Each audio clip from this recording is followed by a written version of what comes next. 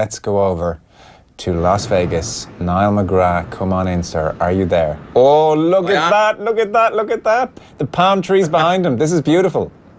It is. The sun's beating down on my chest here, Joe, but very much looking forward to the fight now. A few of the Irish arriving in, so the atmosphere is getting good here in Las Vegas. Yeah, radio listeners, when he says the sun beating down on his chest, he's got about 6 buttons open at the top, so he's milking it all in. There's a vicious rumour that you're staying at the Tropicana Hooters Hotel. That's true, yeah. It's Irish MMA media hub all the way back from UFC 178 when Conor fought Dustin Poirier. So we've kept it going, and we've kept the tradition going, and it's a good place to hang out. Good chicken wings, Joe. I have no doubt. So what's happening? I understand there's an open workout today, and then the press conferences are tomorrow. That's what we're looking at.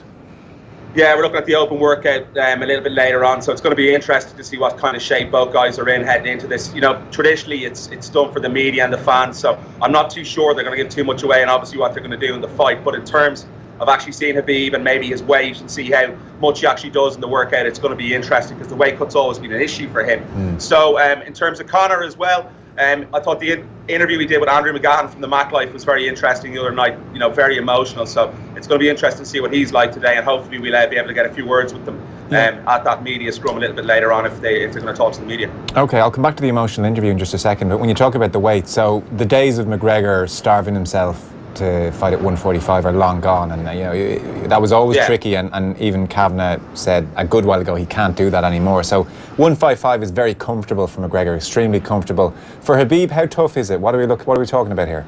It is tough, you know. It's in the region of 30-35 pounds, you know, as far as I'm aware, possibly even 40. He's a guy, I think, you know, 2013 he missed weight in the UFC for a fight.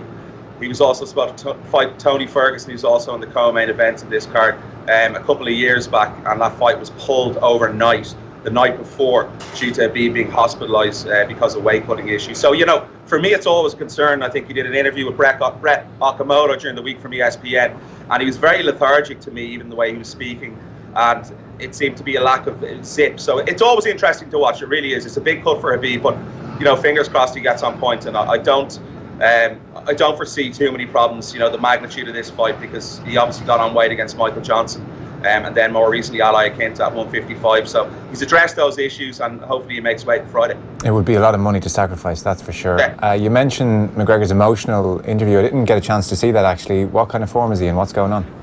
You know, a lot of pent up aggression for me, and maybe more aggression than we've ever seen, and emotion from Conor in the build-up to a fight before. I think, you know, I heard some journalists talk about this fight wasn't dark, and I completely disagree. There's definitely a dark element to this and all that's gone on. I think the way the UFC have sold it, even in the narrative, they're going back to that whole bus incident in Brooklyn. Obviously not a good look, in my you know, from my opinion.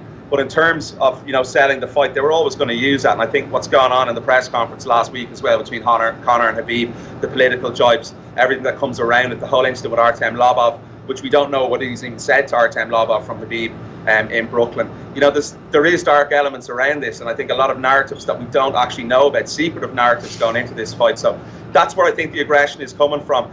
And, you know, knowing Conor and knowing the way he fights, going out and fighting, I'm sure he'll be able to bottle up that and, you know, walk out to the octagon in a cool, collected manner. But it's just interesting to see, and I think it's something we should watch out for in the build-up to this fight. Okay, interesting. So to reach for the big cliche about this fight, and you obviously are a real expert in this field, so you can give me some of the more nuanced points, but the short version that I understand, a bit like the Diaz fight, wasn't it? In short, McGregor wants to stay on his feet and knock this guy out, and frankly Khabib wants to get him to the floor as quickly as possible, and whoever has their way, I mean, that could work out almost kind of a first round stoppage here. So give us the nuance. I mean, a few points that jump to mind. Is it possible that Conor can stay on his feet for the whole fight? If he does go to ground, can he survive 2, 3, 4 minutes potentially with Khabib on the ground? Talk to us about this whole area, because that seems to be what this fight centres on.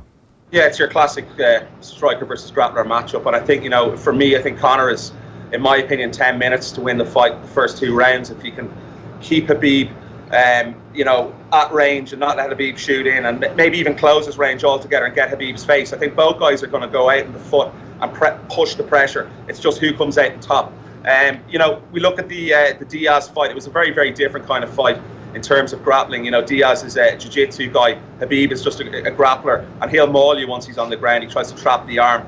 on the ground, so he can literally punch you in the face with his other hand. So it's going to be an interesting element on those terms. But I think if Conor is to get it done, it's obviously on the feet and in the first 2 rounds. But yeah, listen, Conor's been working a lot in his takedown defence over the last couple of years, so that's something he's definitely addressed. And I think we saw that from the first Diaz fight to the second Diaz fight. His takedown defence is very good against the cage. But I think in terms of takedowns, Khabib's a totally different ball game to even Nate Diaz, so getting a guy to the ground. And that's what Khabib wants to do. Like, there's no secrets. And I think the interesting thing for me in this fight as well, you know, speaking to Khabib's coach and Javier Mendez, and over the last 2 fights, the fight against Al Iaquinta and the fight against Michael Johnson, the corner have openly admitted that he has problems in sticking to a game plan. He wants to go in there, you know, and throw for the fences at times when he shouldn't be doing that. So I think that's a fantastic or intriguing element, should I say, to this contest as well from Khabib's point of view.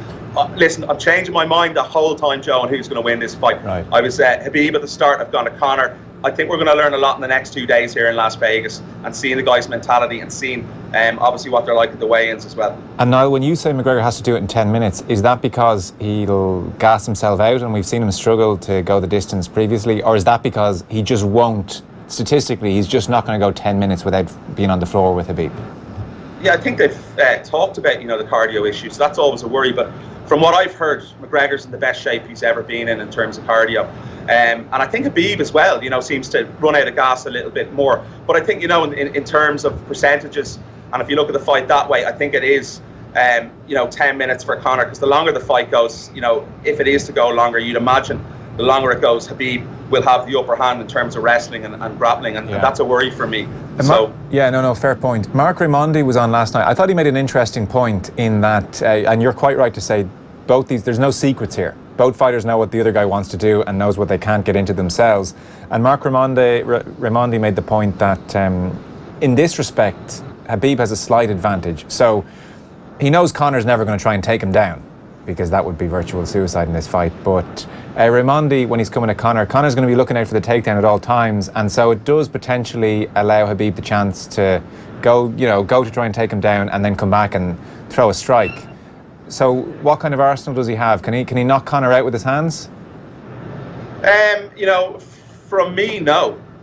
You know, obviously if he is on top of him on the ground and his TKO stoppage, yes.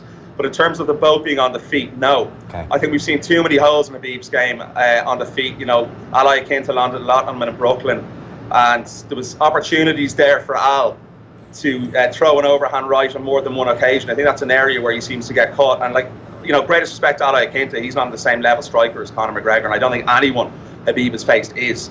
So it's a whole different ball game, I think, when you're in there with Conor McGregor on the feet. And I think, you know, the world of mixed martial arts and everyone involved in it will know that fact and admit that fact. So, you know, if you want to stand and trade with Conor at 155, it could be a very, very short night for you. Yeah, fair point. Are tricolours around Las Vegas? Has the invasion began, or where are we? What are we expecting? It's an interesting one. Obviously, the tickets were, you know, extremely expensive. Even the lower tier ones coming in for this fight. So how much now? I noticed on the plane, you know, up in excess of $300 for the cheapest ticket. So, you know, it's a lot of money. I think 385 is the exact figure. You can get 4 weeks at the Tropicana Hooters in Vegas for that much money. You would indeed, sir. But I think, you know, I noticed yesterday in the plane coming in, there was a lot of people actually coming in, but, you know, I overheard, and I was speaking to a few fans as well, and a lot of them don't actually seem to be going to the fight. A lot of them are coming here for the fight atmosphere. Right. I'm going to have a little holiday and a party here, but, you know, there's definitely numbers coming in. I noticed it quite strongly yesterday, and I'd expect more in again today. Okay, so open workouts today, another press conference tomorrow. Speaking on Wednesday at 8 o'clock Irish time, who are you going for at this moment? I don't like picking fights. You know, I'll have my mind changed again tomorrow, but, you know, I've changed it again, but maybe a slight advantage for Khabib after hearing Conor speak the other night. But listen, I could be changed by this afternoon. I'll give a more detailed pick over the weekend, Joe. Right. As in, you didn't love the aggression from McGregor? Yeah, it's something I haven't really seen before. Just a little bit amped up for me. But listen, Conor is the master of controlling his nerves and his aggression on fight night and going out cool, cold and calculated. So I'll be expecting that from Conor on Saturday night. But it's just maybe everything going into it. Sure, we'll know more, I think, in the next 48 hours, definitely. Okay, listen, beautifully done. We'll be talking to you across the week. Thanks a million, Niall. Cheers. No problem, Joe.